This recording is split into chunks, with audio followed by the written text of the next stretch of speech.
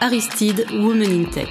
C'est une série de 5 interviews de collaboratrices Aristide qui évoluent dans des univers encore majoritairement masculins, les métiers de la tech. Elles témoignent aujourd'hui au micro de Delphine Zanelli, autrice du podcast L'entreprise de demain. Nous avons souhaité leur donner la parole pour illustrer notre engagement en faveur de l'égalité salariale et contre toute forme de discrimination.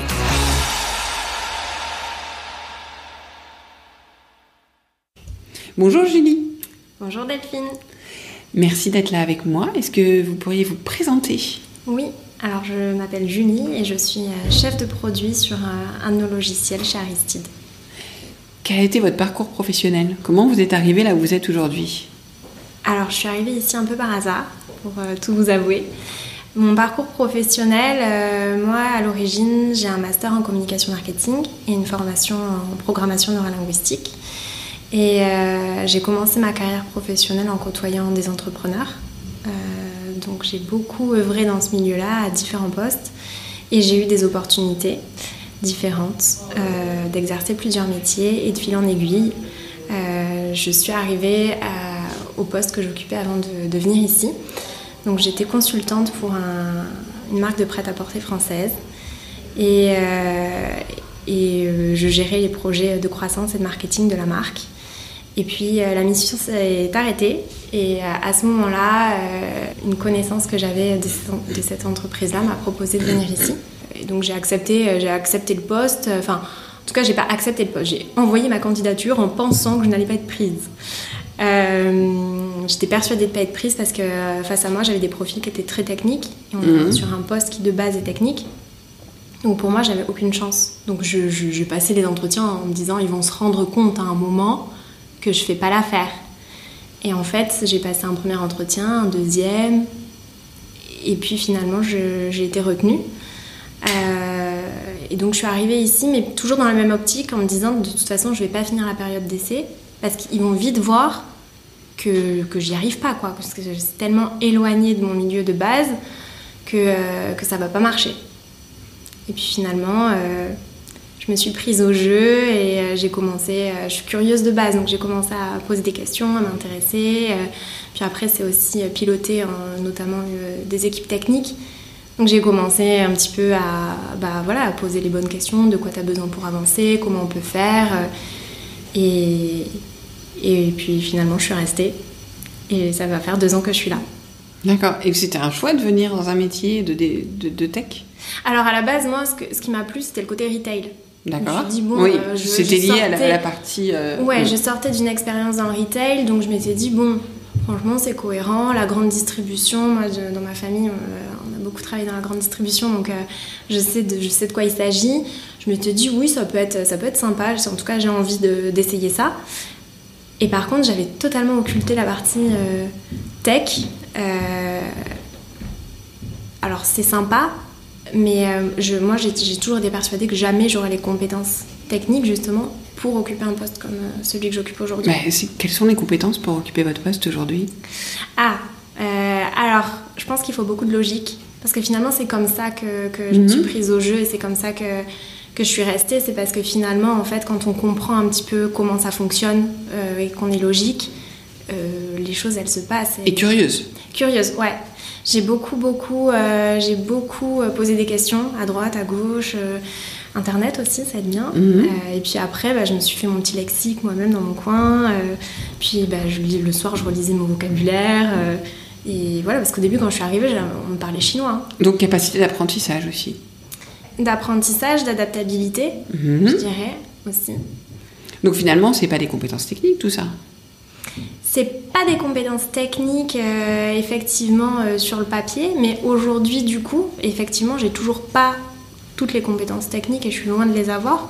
En revanche, je comprends les sujets techniques et je suis à même, justement, de pouvoir piloter des deadlines, savoir que là, on est plus bon dans les temps, il y a quelque chose qui bloque, comment on peut s'arranger, de quoi t'as besoin. Et comment ? En écoutant les collaborateurs ? Comment Ouais. est-ce que vous arrivez à suivre ça ? Oui, on a des rituels, en fait, des rituels notamment d'équipe, où moi j'ai une équipe de développement. Donc il y a des développeurs informatiques et donc tous les matins on se réunit. Et quand je vois qu'il y a un sujet qui traîne trop ou qu'il y a quelqu'un qui a un moral qui baisse ou qu'il y a quelque chose qui se passe pas, je questionne la personne. Et du coup, je dis ok. Et en fait, c'est vraiment du pilotage de ressources où je dis bah très bien, donc là, tu n'y arrives pas, de quoi tu as besoin. Et finalement, en fait, ils s'aident entre eux. Et moi, je ne fais que mobiliser des gens qui viennent aider les autres. Donc effectivement, là, j'ai pas besoin d'être technique pour ça. Mais dites-moi, Julie, en fait, vous êtes dans la posture du leadership, tout simplement. Enfin, tout simplement, ce n'est pas simple. Ce que je veux dire, c'est que vous êtes vraiment dans cette posture de faire travailler vos collaborateurs ensemble, de les faire grandir, de leur faire trouver les solutions par eux-mêmes, mais en s'entraidant, dans ce que j'entends. Ouais, et en portant la vision client. Et en portant la vision client. Exactement. La vision de l'entreprise et la vision client, ouais, j'imagine. Tout à fait. C'est la définition parfaite. Mais alors, pourquoi si peu de femmes évoluent dans ce domaine ? Puisque finalement, tout ce que vous m'évoquez, pour moi, sont beaucoup plus des compétences comportementales que j'attribue au leadership plus qu'à la technique. À moi qui suis complètement extérieure et qui n'a pas du tout forcément cette image. Comment vous êtes fait accepter par vos collègues sur le fait que vous ne connaissiez pas ? Ça aussi, c'est un point important. Je pense qu'au début, j'ai joué vraiment sur la carte sympathie. D'être gentille, de poser des questions. De s'intéresser. Voilà. Et je pense que la posture aussi, l'humilité, ça aide. Justement, de ne pas arriver en disant « moi, je sais et je vais vous montrer ». Et là, de toute façon, c'est pas ma posture, mais de toute façon, en l'occurrence, je ne savais rien. Donc, je pouvais pas être dans cette position-là. C'est excellent. Et j'ai forcément dû aller demander aux autres qui savaient. Et je pense qu'effectivement, c'est très important quand on prend un poste, d'être dans cette approche-là. Et pourquoi peu de femmes dans la tech ? Si je prends mon exemple personnel, j'ai jamais voulu travailler dans la tech parce que j'ai toujours cru que je n'aurais pas les compétences. Parce que je trouvais ça hyper complexe, je trouvais ça moche. Des lignes de code sur un ordi, je trouvais ça c'était pas du tout très esthétique, ça m'attirait pas du tout. Je voyais pas la finalité en fait justement de comment ces lignes de code sur un ordi pouvaient amener à quelque chose. Il y avait un truc qui se passait pas dans ma tête. Et oui, en fait, je pense que je me suis sous-estimée, où je me suis dit j'y arriverai pas. Donc aujourd'hui, finalement, c'est possible. Est-ce que c'est toujours moche ? Non. Non, parce que je vois la finalité de ce qu'on fait, et parce que justement, je passais de l'autre côté de la barrière, où là, c'est moi qui fais les spécifications aux développeurs pour leur dire, voilà ce que je veux.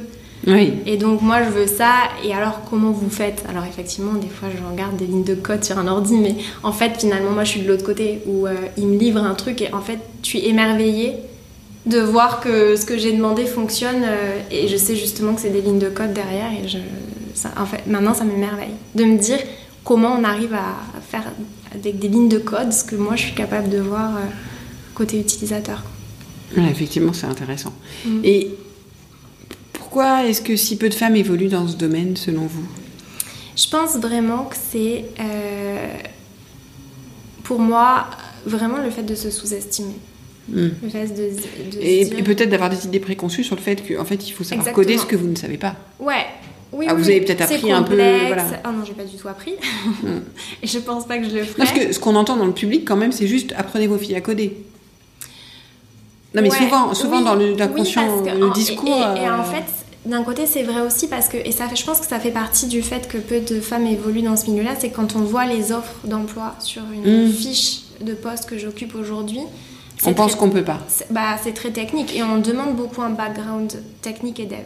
Oui, et en fait, vous avez pu faire ça par opportunité parce qu'Aristide a eu l'ouverture d'esprit aussi. Oui, c'est ça. De vous accueillir. Ouais. Donc, est-ce que vous sentez que dans l'entreprise, il y a une ouverture d'esprit par rapport à ça ?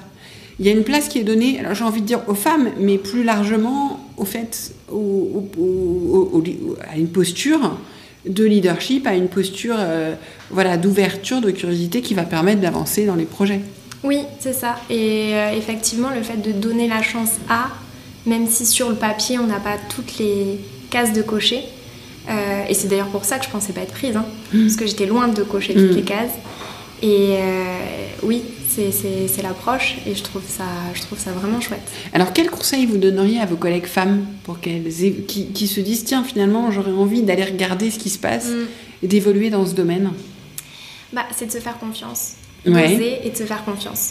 Parce que on est quand même entouré d'hommes, majoritairement. il faut aussi un moment, tout à l'heure je disais j'ai joué sur la carte sympathie, un moment il faut aussi dépasser ça et il faut aussi montrer que par contre quand il faut prendre des décisions on sait les prendre, qu'on sait ce qu'on veut. Pour moi c'est conjuguer bienveillance et exigence. Exactement. C'est-à-dire que vous êtes bienveillant, tout à fait. Mais vous êtes exigeante aussi. Exactement. Et vous savez vous positionner. Voilà. Et par rapport à ce que vous disiez, donc pour les femmes, se faire confiance et oser y aller, est-ce que vous avez eu quelque part, c'est quelqu'un qui vous a fait venir? Alors, il y a peut-être aussi une notion d'entourage, une notion de réseau qui joue? Oui, je pense que le réseau aide. Moi, j'ai la chance, effectivement, d'avoir beaucoup d'amis qui sont devs. Et je me souviens très bien, pendant mes pauses déj, des fois, ils appelaient, j'ai besoin de faire ça, je sais pas comment il faut que je fasse. Et ils m'aidaient. Parce que... Donc, savoir demander de l'aide aussi, c'est une compétence exactement. Importante. Ah oui. Oui, tout à fait. Comment vous voyez le rôle des femmes évoluer dans ce domaine? Quel impact ça pourrait avoir sur la tech, d'une manière générale, par rapport à l'impact que vous observez en toute humilité aujourd'hui? Moi, je pense que ça pourrait justement amener plus de liens et de fluidité dans les échanges. Je pense, en tout cas, des fois, les hommes, je vais faire une généralité, mais en tout cas, dans ce que j'ai pu observer dans mon quotidien, pensent souvent qu'ils se sont compris. Et en réalité, on s'aperçoit quelques temps après qu'on ne s'était pas du tout compris. Et le fait justement de demander à repréciser, d'amener plus de communication dans les échanges, et justement aussi parce que je ne suis pas technique, et parce que du coup, moi, des fois, je disais non, là, j'ai rien compris, il faut recommencer. Et en fait, c'est en recommençant que même entre eux, ils se rendaient compte qu'ils ne s'étaient pas compris initialement. Et donc, c'est vraiment apporter ce lien et cette légèreté aussi. Je pense... un peu, on n'est pas là que pour bosser aussi, alors c'est bien, mais l'ambiance est importante, l'esprit d'équipe, et voilà, et de faire attention. Et moi, je sais que je suis très attentive à l'équipe de développeurs que j'ai, et de voir que quand il y en a un où je vois qu'il a un moral qui est un peu bas, ou tout de suite je questionne. Est-ce que je peux faire quelque chose? Comment je peux t'aider? Et donc c'est cette acuité aussi là, finalement, de faire attention aux autres. Je vais vous donner, vous êtes en train de me cocher toutes les cases du manuel du parfait leader. Et vous m'aviez dit quelque chose que je voulais reprendre quand on a préparé. Vous m'avez parlé. Ah oui. Oui, de la tenue vestimentaire. Voilà. Exactement. C'est vrai que moi, quand je suis arrivée dans mon open space, on était 3 filles. Et un jour, j'ai un collègue qui m'a dit, après plusieurs mois, ça nous fait plaisir de devoir arriver tous les matins bien habillés. Et donc ça aussi, c'est un cliché, parce qu'on pourrait se dire, alors si on va bosser avec des devs, il faut surtout pas qu'on se soigne, parce qu'ils vont nous voir arriver comme... oui. Je sais pas, allez, on va prendre tous les clichés, la pain beige, la princesse, ou je ne sais Exactement. Quoi. Alors qu'en fait, au contraire, ils appréciaient le fait d'avoir une présence différente, une personnalité différente. C'est ça.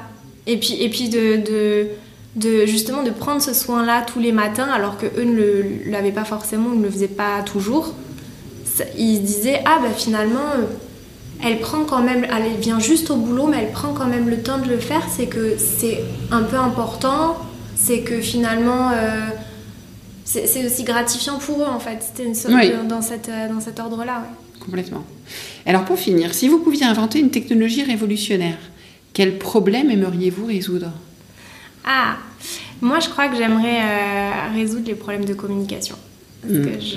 Mais alors comment on peut les résoudre avec la technologie qui en fait, on a l'impression qu'elle les a résolus, on avait l'impression que Teams allait les résoudre, on a l'impression, puis en fait ça ne fait qu'empirer. Non, parce qu'en fait je pense que ce qui nous aide pas dans la communication, c'est le fait de ne pas pouvoir se mettre à la place de l'autre.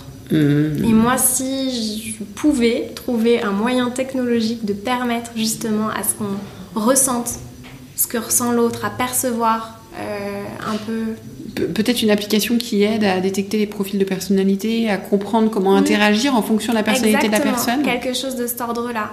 Ouais. Super. Ou de l'humeur aussi du jour. Ouais, ou des choses-là. Ouais. Merci beaucoup, Julie. Merci, Delphine.